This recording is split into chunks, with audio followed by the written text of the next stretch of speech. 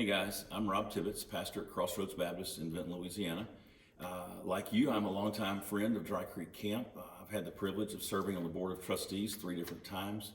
And I come to you today to give you a brief update on your camp and to let you know how you can help your camp remain strong during the difficult days of COVID-19.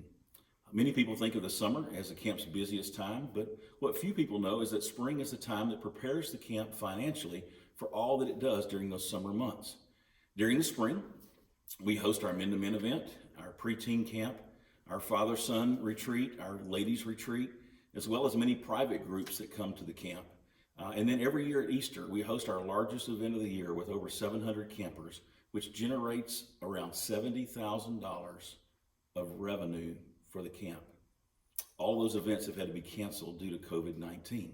And due to COVID-19, the camp has been forced to shut its gates to all visitors. And it's not only missed these great opportunities for ministry, but also all the proceeds that come from them. To date, the camp has missed out on almost $100,000 worth of revenue, which it pours into its summer camps to keep those camps affordable for all. And we know that Dry Creek is not the only ministry that's been impacted by COVID-19, and for that reason it's difficult for us to ask for your help. However, in the 95 years since Dry Creek Camp has been in existence, God has always proven himself faithful to meet the needs of the camp when we simply make those needs known to friends like you and me. In just a few short weeks, the camp has a huge insurance premium that's coming due, plus preparations must begin now for our summer camps. So we need your help. And we need it soon. As I think of where we are right now, in many ways it's similar to where the Macedonian churches were in the New Testament. Yet Paul wrote of those churches that out of their most extreme trials, their extreme poverty welled up in rich generosity, and they gave as much as they were able and even beyond their ability. He says they gave themselves first to the Lord and then to us. And I'm asking you to do something similar. First, I would ask that you pray for our camp staff as they lead the camp through these uncharted waters.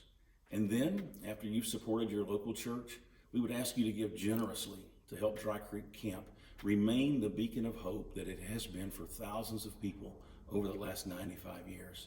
Perhaps your family has been blessed like mine and your income has remained steady despite all that's going on with the virus.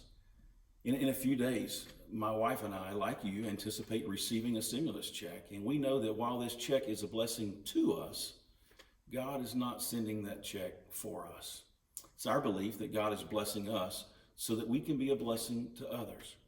And so after praying, my wife and I have decided that we will use half of our check to bless the hurting people in our community, and then use the other half to send it to our camp to keep our camp strong during this time.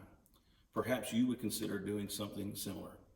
Would you consider giving something back to the camp that for 95 years has faithfully given itself to others? So today I bring this need before you, trusting fully that God will prepare the hearts of those that he wants to use to see our camp through these difficult days.